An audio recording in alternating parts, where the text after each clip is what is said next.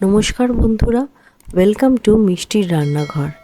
আজ আমি আপনাদের সাথে জিলিপির রেসিপি শেয়ার করব। এই জিলিপিটা বানাতে আপনাদের চালের গুঁড়ো লাগবে না। এটা বানানো ভীষণ ইজি, আর এই জিলিপিটা অনেকক্ষণ টাইম অবধি মুচমুচে থাকে এবং ভীষণ জুসিও হয়। এটা বানানোর জন্য প্রথমে আমরা গ্যাসে একটা বাটি বসিয়ে নেব এবং তাতে 2 বাটি চিনি নেব আর 1 বাটি জল নেব।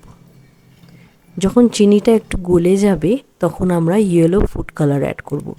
এটা অপশনাল, এটা না দিলেও চলবে, কিন্তু এটা দিলে দেখতে খুব ভালো হয়। যেই চিনিটা গলে যাবে আমাদের রস তৈরি হয়ে গেছে। যে বাটি মেপে আমরা 2 বাটি চিনি নিয়েছিলাম সেই বাটি মেপেই আমরা 1 বাটি ময়দা নেব, ঘি নেব আর ইনো স্যাচে একটা অ্যাড করব। তিনটে প্রথমে ভালো করে মিশিয়ে নেব, তারপর 1 বাটি জল নেব, দিয়ে আমাদের ভালো করে এটা মেখে নিতে হবে। একটু পাতলা, এরম টাইপের পাতলা করে আমাদের মাখতে হবে। এবার একটা সসের বোতলে এটা আমি ঢেলে নিচ্ছি। আপনাদের কাছে দুধের প্যাকেট থাকলে তাতেও আপনি ঢেলে নিয়ে এটা জিলিপি তৈরি করতে পারেন।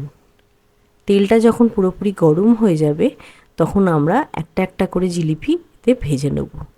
প্রথমে জিলিপিটা দেখতে একটু সরু লাগবে, কিন্তু যেই তেলেতে এটা একটুখানি গরম হয়ে যাবে দেখবেন মোটা মোটা হয়ে গেছে এবং সাইজটাও একটু বড় হয়ে গেছে। 2 পিঠ আমাদের ভালো করে ভেজে নিতে হবে। আমার এই রেসিপিটা যদি আপনাদের ভালো লাগে লাইক, শেয়ার, কমেন্ট করবেন আর আমার চ্যানেলটা অবশ্যই সাবস্ক্রাইব করে নেবেন। দেখুন 2 পিঠ আমাদের ভালো করে ভাজা হয়ে গেছে। এবার আমরা রসে এগুলোকে ডিপ করে দেবো। অন্তত 5 মিনিট আমাদের রসেটা রাখতে হবে, রসটা অবশ্যই গরম হতে হবে। আমাদের জিলিপি তৈরি হয়ে গেছে। এটা আপনারা বাড়িতে অবশ্যই বানিয়ে দেখবেন। সামনেই রথযাত্রা আসছে, বাড়িতে বানান, ভীষণ মুচমুচে হয় আর খুব টেস্টি হয়। ধন্যবাদ।